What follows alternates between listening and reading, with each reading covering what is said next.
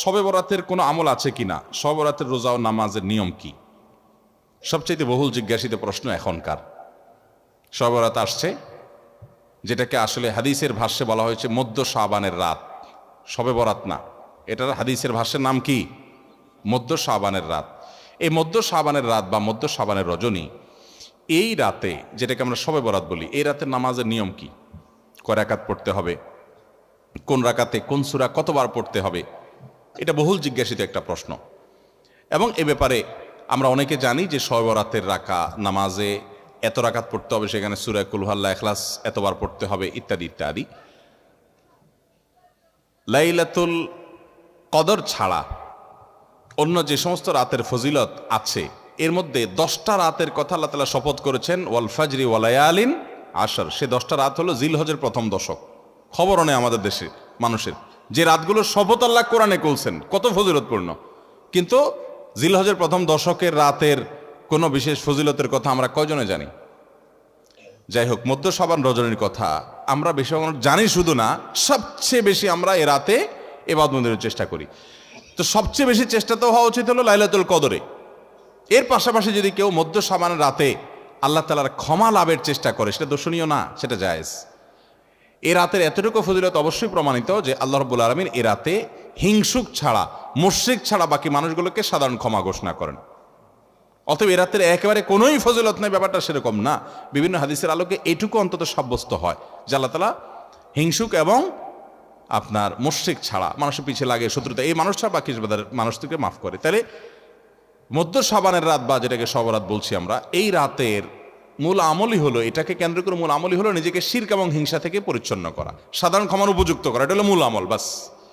এর বাইরে আপনি ক্ষমা লাভের জন্য যদি চেষ্টা করেন, সেটা কোনো দর্শনীয় বিষয় নয়। তবে এই রাতকে কেন্দ্র করে বিশেষ ফরম্যাটে নামাজ, রাত জেগে, তারপর বিশেষ ফরম্যাটে ইবাদত, এই সূরা এতবার, এই নামাজ এত রাকাত, এরকম কোনো কথা কোরআন হাদিসে বর্ণিত হয়নি। এগুলো আমরা মনগড়া বানিয়ে নিয়েছি।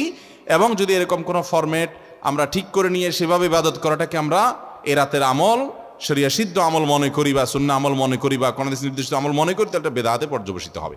অতএব বাড়াবাড়ি এবং ছাড়াছাড়ি এই দুইটি আমাদেরকে পরিহার করতে হবে। যতটুকু আছে ততটুকু আমরা আমল করব এবং এসে আমল অনুযায়ী আমরা চলার চেষ্টা করব। শবে বরাতে সবচেয়ে বেশি মানুষ মসজিদে কেন ভিড় জমায় বলেন তো? শবে কদর বেশি ফজিলতপূর্ণ না এই রাত? শবে কদর কোনো তুলনা আছে শবে কদরের সাথে কোনোটার? কিন্তু শবে কদরে কি এত মানুষ ইবাদত বন্দেগী করার চেষ্টা করে শবে বরাতে যত করে? কারণ কি? মিষ্টির জন্য বলে, খারাপ বলেন নাই।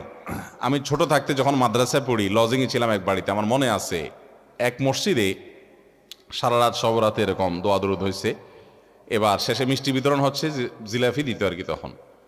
তো জিলাপি দেওয়া হচ্ছে, তো এক আল্লাহর বান্দা তার যে জিলাপি দিচ্ছে সবার দুটা দুটো করে দিচ্ছে, ভুলে তার একটা পড়ছে আর কি। পরে সেই জিলাপিটা নিয়ে এসে বাইরে ওই মুয়াজ্জিন বেচারার 14 গোষ্ঠী গালিগালাজ করতে করতে বলতেছে যে সারা রাত বেটা সবচেয়ে বেশি কানলাম আমি, আর দিছে আমার একটা।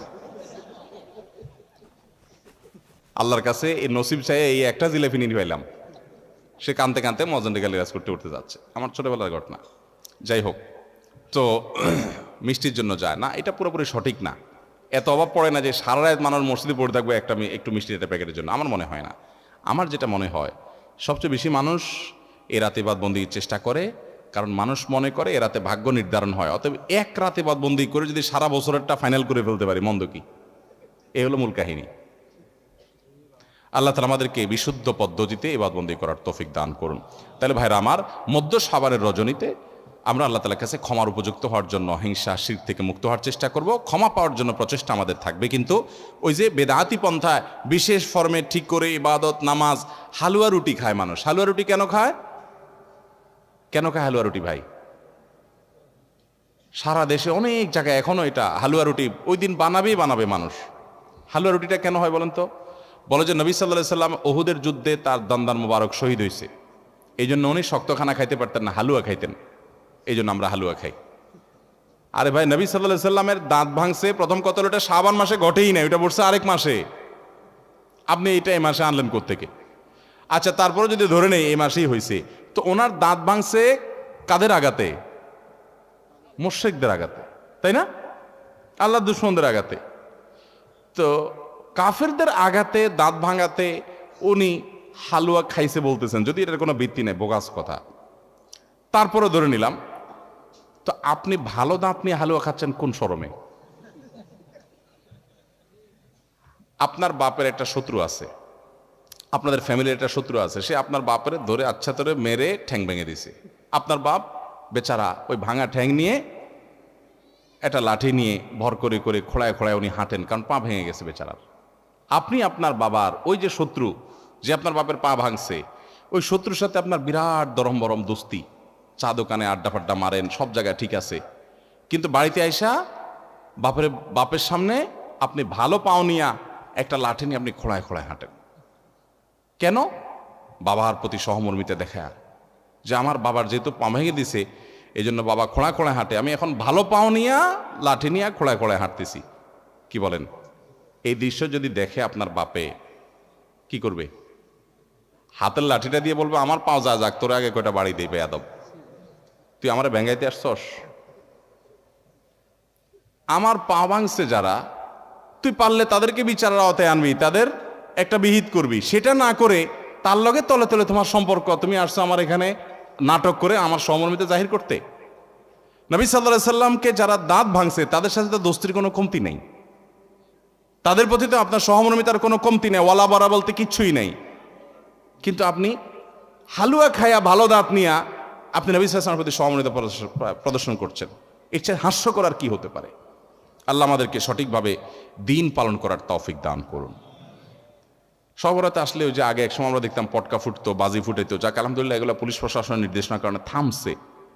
এরপরে ওই যে আতশবাজি করা, রাতে গোসল করা, অনেক তামাশা আমাদের সমাজে আছে শহরাতকে কেন্দ্র করে, শত শত বেদাতের আয়োজন এ রাতকে কেন্দ্র করে আছে। আল্লাহ আমাদেরকে এগুলো থেকে বেঁচে থাকার তৌফিক দান করুন। আমরা আল্লাহর কাছে ক্ষমা লাভের চেষ্টা করবো, আল্লাহ আমাদেরকে ক্ষমা লাভ করার, ক্ষমা পাওয়ার তৌফিক দান করুন। এরপর প্রশ্ন হলো, এতেকাফ কত রমজান থেকে করা উত্তম? এতেকাফ অবস্থায় কি কি করা যায় আর কি কি করা যাবে না একটু জানাবেন, কারণ আমাদের সমাজে এতেকাফ নিয়ে অনেক ভুল শর্ত দেওয়ায় অনেকে ভয় আর এতেকাফ করতে চায় না। ভাইরে, তিনটা ইবাদতের স্বাদ খুব দ্রুততার সাথে বান্দা পায়, নগদে পায়। এর ভিতরে একটা হলো সিজদা, নামাজ। একটু আগে বললাম, যদি সুন্দর করে পড়েন আপনি নগদে স্বাদ পাবেন। একটু লম্বা সিজদা দিয়ে একটু চোখের পানি ফেলায় দেখেন, আল্লাহর কাছে খুব স্বাদ পাবেন, তৃপ্তি পাবেন। আরেকটা হলো এতেকাফ। এতেকাফ, সুবহানাল্লাহ, এর স্বাদ যে পাইছে তাকে আর কেউ বেঁধে রাখতে পারবে না। আমার বুঝজ্ঞান হয়েছে থেকে আমার আব্বা জান রহমতুল্লাহ আলাইকে আমি দেখেছি, আব্বা রমজানে সবসময় এতেকাফ করতেন। সচরাচর কোনো বিশেষ বিপদ না হলে তিনি এতেকাফ ছাড়তেন না।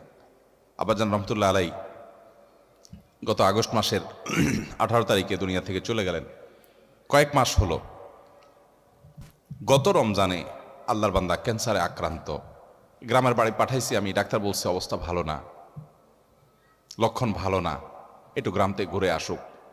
আমি গ্রামে পাঠাইছি, উনি গিয়ে মসজিদে থেকে বসে গেছে।